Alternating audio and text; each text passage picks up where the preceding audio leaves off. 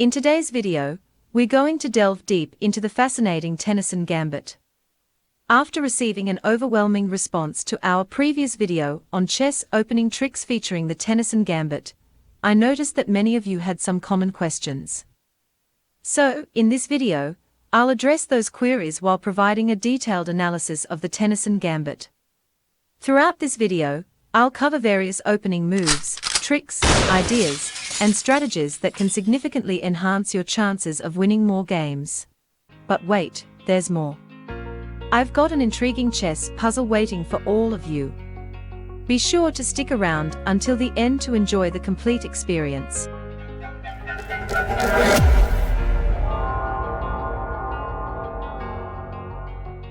I'll take you through the king's pawn opening, starting with pawn to e4, followed by black's response with the Scandinavian defense and pawn to d5. While some viewers expressed concerns that this opening rarely occurs in practice, I'll demonstrate an alternative path that leads to the same position. Once again, we'll begin with the surprising move knight to f3, enticing black to play pawn to d5, allowing us to set up the gambit. If black captures the pawn, we'll proceed with knight g5, posing a threat to black's exposed pawn. If black tries to hold onto the pawn, they have several options, including bishop to f5, queen to d5, or pawn to e5. Next, I'll reveal the most common and sensible response from black, which is knight to f6. In this scenario, we'll play pawn to d3, as black aims to eliminate our awkwardly placed pawn. After black captures on d3, we'll recapture with our bishop. Now, let's revisit the move pawn to h6, which generated some comments doubting its occurrence in real games.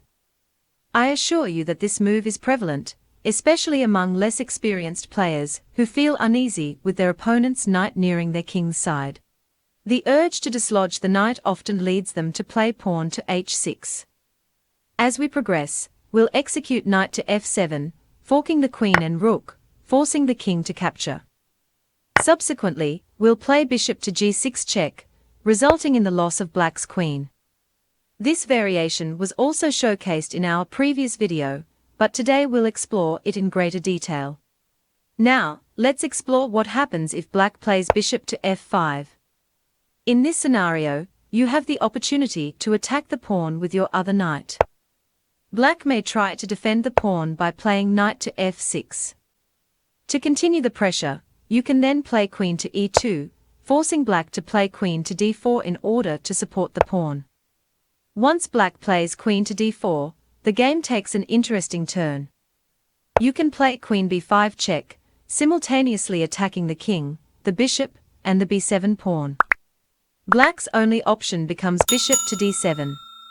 At this point, you can capture the b7 pawn. Most opponents will instinctively play bishop to c6, assuming they are not only saving the rook, but also attacking your queen. However, you can surprise them with the beautiful move bishop to b5. Once again, black is forced to play queen to d7, aiming to trade queens and minimize the damage. But your next move, bishop takes bishop, will leave your opponent stunned. The seemingly obvious response for black would be queen takes bishop, but you have a stunning move at your disposal, queen to c8, delivering a checkmate. Game over. Now, let's explore the third variation. What if black plays queen to d5, protecting the pawn and attacking your knight? In response, you should play pawn to d3, protecting the knight with your bishop. If black plays knight f6 or bishop f5, you can simply play knight c3, attacking the queen.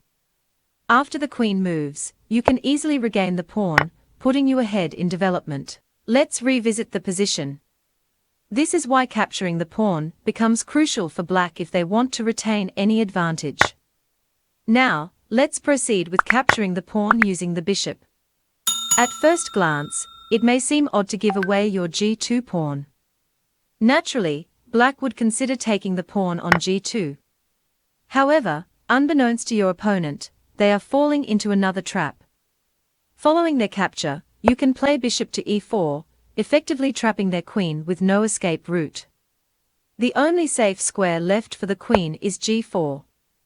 But after queen captures queen and bishop captures queen, you can play bishop to g7, targeting the black rook, which becomes a prime target and can be captured. Moving on, let's consider another move to support the pawn, pawn to f5. This move is unfavorable for black, and you can take advantage of it by playing bishop to c4, attacking the weakest square on f7. Black's only option is to play knight h6 to support the square. In response, you can play pawn to d3. If black wants to maintain the material advantage, they will have to capture the pawn. However, you can proceed with castling and involving your rook in the game. While black may continue capturing, you can take with your queen, aiming to clear the board and engage more of your pieces in the attack. In contrast, black's pieces remain blocked and unproductive, leaving you with numerous attacking options and a favorable position for white. I am eager to hear from you in the comments if you've found success with the Tennison Gambit. Now, it's time for a puzzle. In the given position, it's white's turn, and you need to find the best move for white. Share your answers in the comments, and let's see how many of you can solve it correctly. Also, don't forget to like and subscribe to stay updated with future videos.